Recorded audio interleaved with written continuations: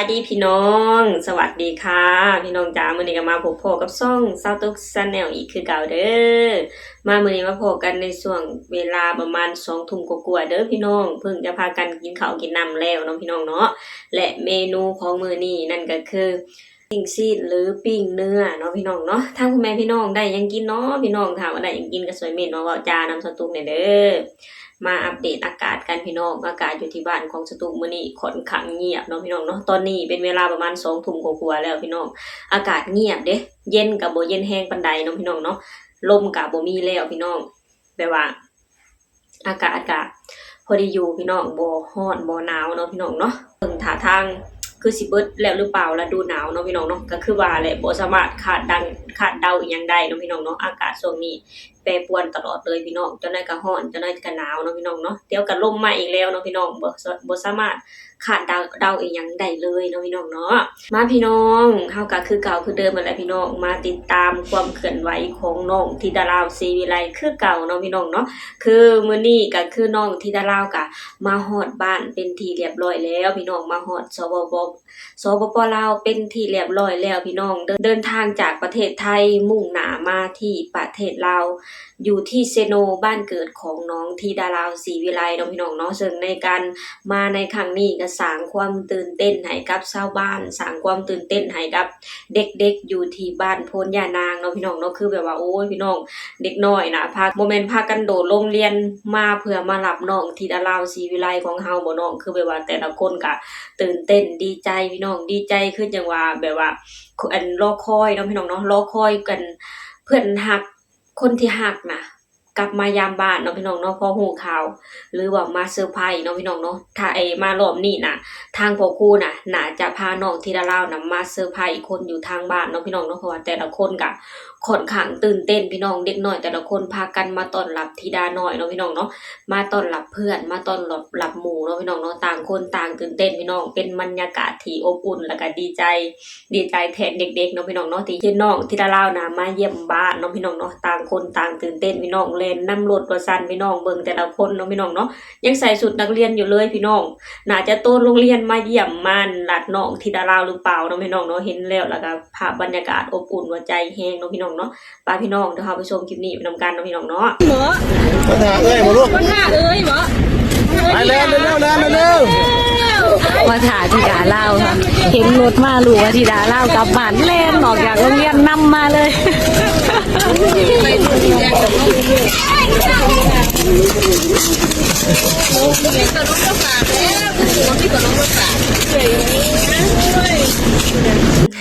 เห็นสีหน้าสีตาของเด็กหน่อยแต่ละคนพี่น้องพากันตื่นเต้นดีใจพี่น้องดีใจที่เพื่อนมาเยี่ยมบ้านแล้วก็ดีใจที่ดาราตัวน้อยมาเยี่ยมบ้านเนาะพี่น้องเนาะเพราะว่าช่วงนี้ก็น้องธิดาราวน่ะก็ดังค่อนข้างดังเลยพี่น้องสำหรับประเทศลาวสำหรับเซโนหรือสำหรับบ้านโพนย่านางในตอนนี้เนาะพี่น้องเนาะซึ่งเป็นดาราเลยแหละพี่น้องในความรู้สึกของคนลาวในตอนนี้เนาะพี่น้องเนาะดาราตัวน้อยของเฮาพี่น้องกลับมาเยี่ยมบ้านเด็กๆพากันดีใจว่าซั่นพี่น้องพากันหลั่งไหลพากันเข้ามาเยี่ยมมายามเนาะพี่น้องเนาะโอ้ยพี่น้องเห็นแล้วก็ดีใจเนาะพี่น้องเนาะดีใจแทนน้องธิดาราพี่น้องที่กลับไปบ้านในครั้งนี้หรือแต่ละครั้งพี่น้องบ่ได้มีแต่ทางครอบครัวที่รอคอยน้องธิดาราวเนาะพี่น้องเนาะมีทั้งชาวบ้านมีทั้งเด็กๆมีทั้งเพื่อนๆพี่น้องที่รอคอยการกลับมาของน้องธิดาราวพี่น้องเบิ่งแต่ละคนนะรอยยิ้มดีใจที่น้องกลับมาเนาะพี่น้องเนาะพอกลับมาแล้วก็พากันแบบว่าไปลงทุ่งเนาะพี่น้องเนาะลงทุ่งให้ทุ่งนาพี่น้องภาพบรรยากาศกับพี่น้องเห็นแล้วก็โอ้ยพี่น้องอบอุ่นเนาะพี่น้องเนาะอบอุ่นหัวใจพี่น้องเห็นก็ภาพบรรยากาศอยู่ทุ่งไร่ทุ่งนาเด็กๆพากันลงไปหลิ่นเนาะพี่น้องเนาะไปหลิ่นหมากอีหยังของเพิ่นก็บ่ฮู้เลยพี่น้องพากันจับมือแล้วก็พากันแล่นเป็นวงนะพี่น้องสตุกก็บ่ฮู้ว่าชื่อจังใดพี่น้องเนาะเห็นแบบนี้แล้วพี่น้องคิดเห็นตอนยังน้อยพี่น้องเนาะคิดเห็นตอนสตุกตอนยังน้อยพี่น้องพากันไปโรงเรียนพอเลิกโรงเรียนมาตอนแรงๆเนาะพี่น้องเนาะพากันนัดกันเนาะพี่น้องเนาะพากันนัดกันระหว่าง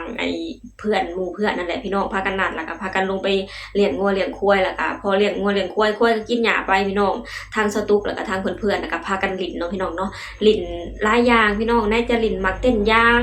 ลิ้นหมาก อีหยังน่ะหลายๆอย่างพี่น้องสตุกก็จำชื่อบ่ค่อยได้แล้วพี่น้องคือมื้อนี้ก็บ่ค่อยเห็นคนเล่นแล้วเด้พี่น้องเพราะว่าเด็กน้อยสมัยนี้กับสมัยก่อนมันบ่คือกันเนาะพี่น้องเนาะคือเด็กน้อยสมัยก่อนตอนสตุกยังน้อยๆน่ะเด็กน้อยสมัยก่อนนี่คือลิ้นมักเต้นย่างลิ้นมักหมากนอนซ้อนฟ้าโอ้ยหลายๆกิจกรรมพี่น้องสตุกเองก็จำชื่อบ่ได้แล้วพี่น้องแบบว่าม่วนนะพี่น้องคือเห็นตอนอดีตตอนยังน้อยก็รู้สึกม่วนเด้พี่น้อง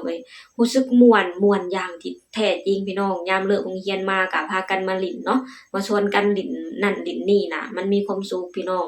และมาเปรียบเทียบใส่เด็กน้อยสมัยนี้เนาะพี่น้องเนาะแบบนั้นน่ะคือสิบ่มีแล้วแหละพี่น้องบ่มีเลยพี่น้องแบบนั้นน่ะ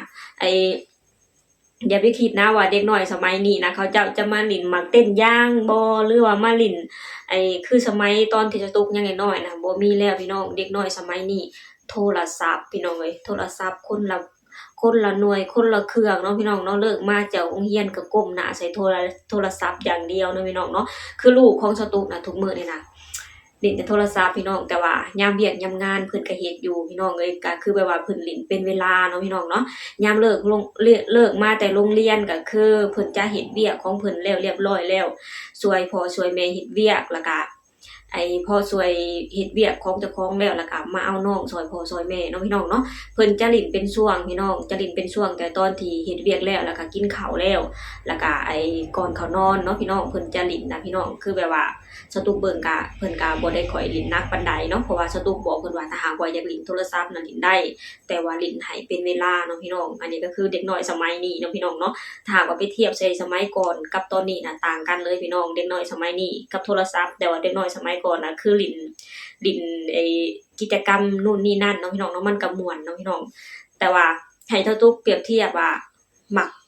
สมัยใดกว่ากัน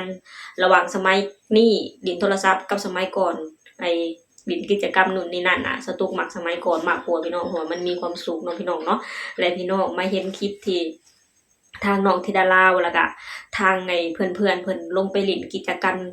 รมกันอยู่ที่ทุ่งนานะพี่น้องสตุกเห็นแล้วคิดถึงอดีตเนาะพี่น้องเนาะไปพี่น้องเฮาไปชมคลิปนี้ไปนำกันเนาะพี่น้องเนาะ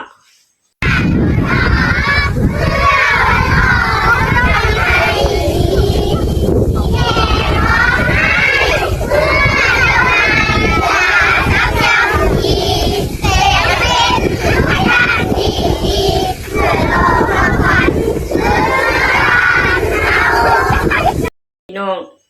เห็นแล้วก็มีความสุขแทนน้องธิดาลาวศรีวิไลของเฮาเนาะพี่น้องเนาะแฟนคลับตัวจิ๋วพี่น้องพากันร้องเพลงของน้องธิดาลาวเนาะพี่น้องเห็นแล้วก็มีความสุขรู้สึกอบอุ่นแทนน้องธิดาลาวศรีวิไลเนาะพี่น้องเนาะคือแบบว่าโดนกลับมาบ้านเทื่อนึงเนาะพี่น้องกลับมาแต่ละครั้งก็มีแต่รอยยิ้มมีแต่สิ่งดีๆแล้วก็มีแต่คนน่ะมาต้อนรับน้องด้วยความเต็มใจเนาะพี่น้องเห็นแล้วล่ะค่ะมีความสุขเนาะพี่น้องมาครั้งนี้ก็คือมาถ่าย MV ของน้องธิดาลาวศรีวิไลเนาะพี่น้องเนาะ MV นั่นก็คือจำปาบ่ลืมต้นเนาะพี่น้องเนาะแค่พังสื่อนะพี่น้องยังเป็นตะม่วนเนาะพี่น้องเนาะนี่แหละพี่น้องอันนี้ก็คือกิจกรรมหรือการกลับมาเยี่ยมบ้านเยี่ยมเมืองของน้องธิดาลาวศรีวิไลเนาะพี่น้องเนาะสตุกเห็นแล้วสตุกก็รู้สึกอบอุ่นแทนน้องธิดาลาวเนาะพี่น้องที่แบบว่าโดนกลับมาบ้านเทื่อนึงพี่น้องการกลับมาแต่ละครั้งน่ะคือมีทั้ง FC ตัวน้อย FC ตัวจิ๋วน่ะคอยมาต้อนรับเห็นแล้วอบอุ่นเห็นแล้วมีความสุขแทนน้องธิดาลาวศรีวิไลเนาะพี่น้องเนาะและการกลับมาครั้งนี้ก็คือทางพ่อครูก็มาอัด MV เพลงของน้องธิดาลาวพี่น้องเพลงจำปาบ่ลืมต้นเนาะพี่น้องเนาะเฮาก็มาคอยชมมาคอยติดตามกันไปพี่น้องว่าเพลงนี้จะเป็นจังใดเนาะพี่น้องเนาะเนื้อหาจะเป็นจังใดเนาะพี่น้องเฮาก็มาคอยชมมาคอยติดตามตอนต่อไปเนาะพี่น้องเนาะเฮาก็คือเก่าแล้วพี่น้องเฮาก็มาคอยเป็นกำลังใจให้น้องธิดาลาวกันต่อไปพี่น้องเป็นกำลังใจให้ครอบครัวศรีวิไลกันต่อไปเนาะพี่น้องเนาะเฮาก็มาคอยติดตามมาคอยชมผลงานของน้องมาชมการเคลื่อนไหวของน้องแบบนี้ตลอดไปเนาะพี่น้องเนาะเพราะว่าครอบครัวศรีวิไลก็เป็นครอบครัวที่น้อยๆแต่ว่าเป็นครอบครัวที่อบอุ่นเนาะพี่น้องเบิ่งแต่ละคลิปเบิ่งแต่ละภาพที่ถ่ายออกมาก็มีแต่รอยยิ้มเนาะพี่น้องเนาะเฮาก็มาคอยชมมาคอยติดตามผลงานของครอบครัวศรีวิไลและน้องธิดาลาวแบบนี้ตลอดไปเนาะพี่น้องเนาะโอเคพี่น้องสำหรับคลิปนี้สตุกเองก็จะขอจบลงตรงนี้ก่อนเด้อฝากให้พี่น้องช่วยกดไลค์กดแชร์กดติดตามในช่องสตุก Channel เด้อสบายดีสวัสดีค่ะ